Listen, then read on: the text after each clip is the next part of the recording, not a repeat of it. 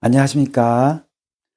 성경을 보는 방법 두 번째 시간입니다. 오늘은 제가 오늘도 이렇게 그래서 성경을 가지고 왔습니다. 어떻게 우리가 성경을 봐야 할지 지난 시간에 알아봤죠. 지난번에 첫 번째 성경을 보는 방법 첫 번째 비유. 성경에는 비유가 있다. 비유를 문자 그대로 받아들이면 기적과 이적이고 그런 일이겠지만 우리 인생에는 그런 일이 일어나지 않는다. 왜? 그건 비유였으니까. 주님은 비유로만 말씀하시고 비유가 아닌 말씀하지 않으셨다. 이 얘기를 지난 시간에 했습니다. 개가 뭐냐? 이게 중요한 게 아니라 그게 무슨 의미냐가 중요한 거죠. 성경의 의미를 제대로 알고 읽어야 내 이야기가 된다는 얘기입니다. 그냥 전설이나 동화책의 이야기가 아니고 그 비유에 대해서 이미 이야기했고 오늘은 성경을 보는 방법 두 번째 시간 뭐가 있을까요? 예, 오늘은 여기 나와 있는 것처럼 거울을 가지고 먼저 이야기를 해보도록 하겠습니다. 거울. 그러면 거울아 거울아 이 세상에서 누가 제일 아름답냐 이런 거울이 아니라 오늘은 고린도전서 13장 우리가 보통 사랑장이라고 하죠. 사랑은 언제나 온유하고 이렇게 나온 굉장히 유명한 그 고린도전서 13장의 내용을 가지고 말씀을 시작해 보도록 하겠습니다. 고린도전서 13장 12절 띄워드리겠습니다. 그리고 제가 읽겠습니다. 뭐라고 나와 있냐면 지금은 우리가 거울로 보듯이 희미하게 보지만은 때가 되면 얼굴과 얼굴을 마주하며 볼 것이다. 지금은 내가 부분적으로 알지만 그때가 되면 하나님이 나를 아신 것 같이 우리가 온전히 알게 될 것이다. 뒷부분은 이해가 되죠? 네. 지금은 우리가 부분적으로 알지만은 때가 되면 주님이 재림하시면 또 어떤 때가 되면 우리가 완전하게 알게 될 것이다. 완벽하게. 그걸 어떻게 비유를 했냐면 그 앞절에 지금은 우리가 거울을 보는 것처럼 희미하지만 그때가 되면 얼굴과 얼굴을 맞대고 보는 것처럼 확실하게 보게 될 것이다. 라는 얘기를 하셨습니다. 이 성경에. 조금 이상하지 않으세요? 네. 우리가 거울을 보면 희미하게 보이지 않습니다. 뭔 소리를 한 걸까요? 성경에는. 거울을 보는 것처럼 희미하지만 거울을 보면 우리가 대상이 희미하게 보이나요? 우리가 거울의 역사를 찾아보면 인터넷에 찾아보시든 거울의 역사를 찾아보면 우리가 보는 이 거울은 1900년대 이탈리아에서 개발된 겁니다. 뭐 선명도에 있어서 얼굴과 얼굴을 맞대고 보는 거랑 거울을 보는 거랑 아무 차이가 없죠. 네. 거울을 보는 것처럼 희미한이라는 얘기는 이 고린도전서 13장을 누가 썼냐면 사도 바울 선생님께서 쓰셨습니다. 그때는 우리가 보는 이런 거울이 없었다는 얘기입니다. 무슨 거울이 있었을까요? 우리가 거울의 역사를 찾아보면 그때쯤이면 아마도 청동 구리거울이 있었을 겁니다. 로마 시대나 그때니까 청동 구리거울이 아주 부잣집이나 이런 데나 대세로 있었을 겁니다. 청동 구리거울이라는 건 제가 찾을지 모르겠지만 일단 비슷한 걸 사진을 올려드리면 청동이나 구리로 그 광을 내 가지고 이렇게 보면 흐릿하게 보일 수 있는 그런 거울을 얘기합니다. 부잣집에나 있던 거죠. 옛날에는 거울이 없었으니까. 그 청동 구리 거울 보면 어떻게 보이냐? 선명하게 보이는 게 아니라 흐릿하게 보입니다. 사도 바울이 여기 고린도전서 13장에 썼던 거울을 보는 것처럼 희미하지만이란 말은 그 거울을 얘기하는 겁니다. 옛날 거울. 보면 희미하게 보이는. 너희가 지금은 거울을 보는 것처럼 희미하지만 때가 되면 얼굴과 얼굴을 맞대는 것처럼 선명하게 보게 될 것이다. 부분적으로 알지만 완벽하게 알게 될 것이다. 그 얘기를 한 거죠. 근데 우리가 거울을 지금 2013년, 2024년, 죄송합니다. 오늘 제가 몸이 좀 안 좋습니다. 2024년 오늘날의 거울이라고 생각하고 이 성경 구절을 읽으면 무슨 말인지 모릅니다. 뭐야? 왜 희미해, 거울이? 무슨 말을 하고자 하는 걸까? 사실은 굉장히 단순한 얘기입니다. 금방 이해할 수 있는 얘기지만 뭐야? 거울이 왜 희미해? 이렇게 생각하기 시작하면 함정에 빠지기 시작합니다. 왜? 무슨 얘기일까? 숨겨진 뜻이 있을까? 아닙니다. 왜냐하면 사도 바울이 이 글을 썼을 때는 그 당시 거울은 희미했기 때문입니다. 보면. 이와 같이 성경을 볼 때 우리가 말하는 시대성이라고 합니다. 그 글이 쓰여진 그 시대로 돌아가서 그 시대적 배경에서 성경을 해석해야 무슨 뜻인지 알 수 있다는 겁니다. 때로는 성경에 많은 기적들이 일어나는데 그걸 오늘날의 시각에서 보면 기적이지 그때로 돌아가서 보면 아닐 수도 있다는 겁니다.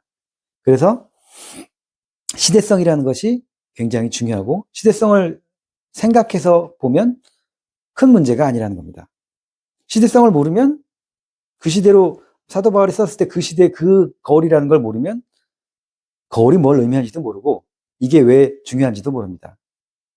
이 성경을 시대성으로 봐야 한다는 거에 대해서 또 하나의 예를 드리겠습니다. 이건 더 중요합니다. 굉장히 중요하니까 더 중요한 예를 하나 들어보도록 하겠습니다. 구약으로 가보겠습니다. 여호수아서 10장 12절에서 14절. 여호수아서는 모세 이후에 여호수아가 가나안 땅을 쳐들어가서 그들과 전쟁을 해서 땅을 빼앗는 얘기입니다. 여기도 바로 전쟁 상황입니다. 전쟁 상황에서 여호수아가 적을 물리칠 수 있을 것 같은데 시간이 필요했습니다. 시간이. 적을 완벽하게 물리칠 만한 시간이. 그래서 여호수아가 산에 올라가서 기도를 합니다. 여기 도표에 나오는 것처럼 기도를 합니다. 그리고 뭐라고 얘기하냐. 제가 읽어드리겠습니다. 주님께서 아모리 사람들을 이스라엘 손에 넘겨주시는 날에 여호수아가 주님께 아뢰었다. 이스라엘 백성이 보는 앞에서 그가 외쳤다. 대항아 기브온 위에 머물러라. 기브온은 지명이에요. 대항아 기브온 위에 머물러라. 달아. 아얄론 골짜기에 머물러라. 멈춰라. 더 이상 가지 마라. 나 시간이 필요하니까. 그랬더니 이스라엘 백성이 원수를 다 멸할 때까지 태양이 멈추고 달이 움직이지 않았다. 라는 성구가 어디에? 성경에 여호수아서 10장에 써 있습니다. 논란이 많은 구절입니다. 신학적으로도 그렇고 옛날부터 지금까지. 왜? 저도 옛날에는 그냥 믿었어요. 이런 얘기를 들으면 하나님은 뭐든지 하실 수 있으니까 전지전능하시니까 태양도 멈추고 뭐 다 하려면. 근데 문제가 있습니다. 여기는. 왜? 태양은 돌지를 않죠. 태양이 돌지 않고 사실은 태양이 가만히 있고 지구가 도는 겁니다. 그러니까 태양이 도는 것처럼 보일 뿐인데 여호수아가 어떻게 됐어요? 태양아 멈춰라. 가지도 않는데. 그래서 이 구절은 성경 무호서를 깨는 아주 핵심적인 성경 구절로 나와 있습니다. 어디서든지 이 구절을 대면서 성경이 무호하다는 얘기는 말도 안 된다라는 얘기를 합니다. 왜? 태양은 안 가니까. 안 가는 태양 보고 멈춰라 그랬더니 멈췄대잖아. 이런 바보 같은 책이 뭐야? 성경이잖아. 전혀 과학적인 시각으로 이 과학적인 현대의 패러다임으로 말도 안 되는 책이거든. 거짓말이거든. 그냥 전설 같은 거거든. 분명히 성경에 이렇게 써 있습니다. 이걸 가지고 또 많이 비판을 합니다. 근데 이건 방금 우리가 말씀드린 것처럼 성경을 보는 방법이 잘못된 겁니다. 여호수아는 언제 사람이에요? 지금부터 한 3,500년? 그때쯤 사람이에요. 이스라엘 민족이 모세와 함께 출애굽을 해서 이스라엘 가나안 땅에 들어가서 가나안 땅을 차지하기 위해서 싸울 때 이야기입니다.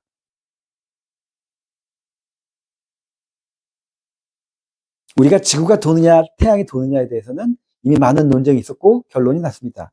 증거가 있으니까. 그죠? 옛날에는 프톨레미우스 천동설이었죠. 지구가 가만히 있고 또 이렇게 해와 달이 지나가는, 여기다 띄워드릴게요. 이런 게 천동설이었는데 지금은 누구나 다 알아요. 갈릴레오 이후로 지구는 태양 주변을 돌고 공전과 자전을 하면서 돌아가는 것 자체는 지구죠. 태양이 아니라. 그걸 우린 다 배웠단 말이에요. 그러니까 여호수아가 기도하려면 어떻게 했어야 돼요? 예를 들어서 지구야 멈춰라 하든지 뭐 어떻게 다르게 했어야 될 거 아니야. 근데 여호수아가 기도를 했어요. 여호수아가 필요한 건 뭐예요? 전쟁에서 이기고 싶은 거야. 그게 여호수아가 기도한 이유예요. 그래서 태양아 멈춰라! 담대하게. 여호수아는 굉장히 담대하니까. 담대하게 기도하고 싸웠는데 이겼어. 태양이 아직도 저기 있어. 하나님이 태양을 멈추셨구나. 그렇게 알고 그렇게 쓴 거예요. 하지만 그때는 지동설이라는 걸 몰랐잖아. 그죠? 그럼 하나님이 여호수아가 태양아 멈춰라 했을 때 하나님이 내려오셔가지고 여호수아 앞에서 여호수아야 사실은 말이야 네 태양이 도는 게 아니고 지구가 도는 게 아니고 태양이 도는 게 아니고 지구가 어쩌고 이거 설명하면서 너 다시 기도해 올라가 있을게 이렇게 할 수 없잖아요. 그리고 태양을 멈춰 달라고 한 이유도 태양을 멈추고 싶었던 거 아니거든요. 이기고 싶었던 거고 그 기도에 하나님이 응답하신 거예요. 어떻게 콩떡같이 얘기했어도 찰떡같이 알아듣시고 전쟁에서 이기게 해주셨으면 된 거예요. 왜? 짧은 시간 저기 태양이 있는데 2시간만 있으면 태양이 질 것 같아. 근데 내가 싸워서 이기려면 10시간이 필요해. 태양아 멈춰라 하고 전쟁을 했어. 이겼어. 보통은 10시간이 필요한데 2시간도 안 돼서 이겨버린 거죠. 왜? 여기 성경을 다시 보면 이 얘기는 나중에 다시 할 수 있어요. 나중에 보면 하늘에서 우박이 떨어져서 우박 때문에 사람이 대부분 다 죽었다 그랬어요. 이스라엘의 칼에 죽은 사람보다 우박에 맞아 죽은 사람이 더 많더라. 이날. 그런 얘기가 있는 거예요. 일찍 끝난 거예요. 보통 상식으로는 생각할 수 없을 만큼 전쟁이 일찍 끝나버린 거예요. 하나님이 함께 하시면. 그게 이 이야기의 핵심이죠. 하나님이 함께 하시면 일찍 끝난다.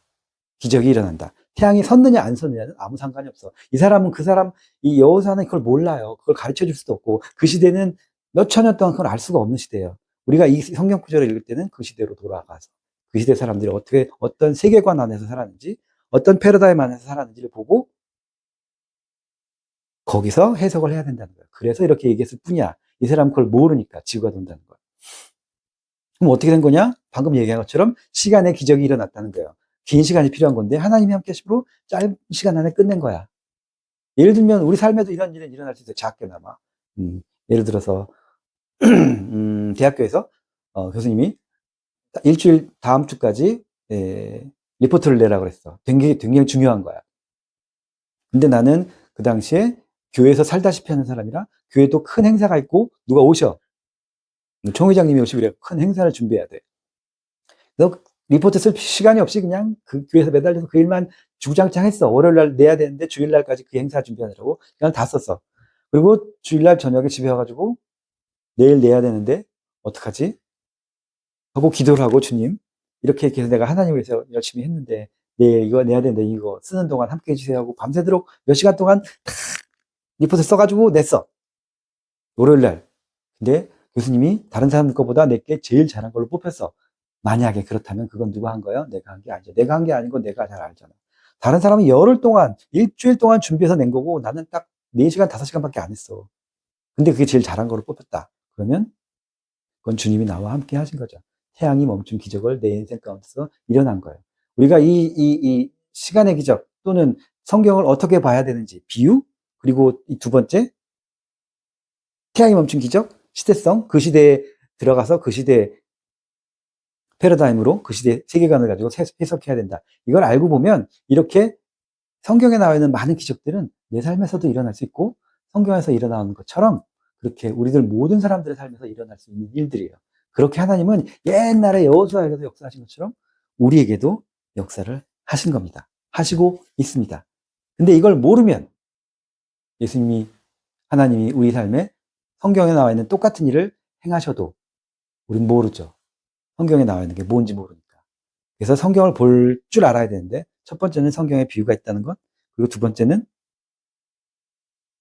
시대성으로 봐야 된다. 그 시대성으로 봐야 풀어진다. 그걸 안 하면 망상이지 말도 안 되는 얘기 성경에 아무리 성경에 써있지만 말이 안 되잖아. 문자 그대로 보면 그렇죠. 그 얘기를 하는 겁니다. 성경을 보는 방법 지난번에 했죠. 첫 번째는 비유 이 비유에 대한 건 나중에 또 비유가 워낙 많기 때문에 또 시간을 따로 가질 수 있습니다. 그리고 두 번째는 오늘 말씀드린 시대성을 가지고 성경을 풀어야 한다. 안 그러면 이것도 말이 안 되는 얘기다. 성경을 보는 방법 오늘 두 번째. 성경에 쓰여진 그 시대로 가서 그 시대 세계관에서 그 성경을 쳐다보고 풀어야 한다. 그러면 특별한 게 없다. 특별하게 우리가 못 믿을 것이 없다. 다 우리 삶 가운데도 일어난 일이고 그때도 그렇게 일어났다라고 믿을 수 있는 이야기라는 것입니다. 이것이 두 가지가 성경을 보는 방법입니다. 그래서 이 성경을 보는 방법 두 가지 오늘도 이야기했던 시대성과 첫 번째 비유 이것은 굉장히 중요합니다. 그래야 성경이 남의 이야기가 안 되고 내 이야기가 되면서 하나님이 우리의 하나님 당신들의 하나님이 아니라 바로 나와 이야기하시는 나의 하나님이 됩니다. 그러면 우리의 신앙이 하나님과 1대1 관계를 성립하게 되고 그렇게 대화하면서 하나님과 삶을 동행하실 수 있게 됩니다. 네. 그러면 여기서 마치고 그럼 감사합니다. 그럼 다음 시간에 만나도록 하겠습니다. 구독, 좋아요, 댓글도 써주세요.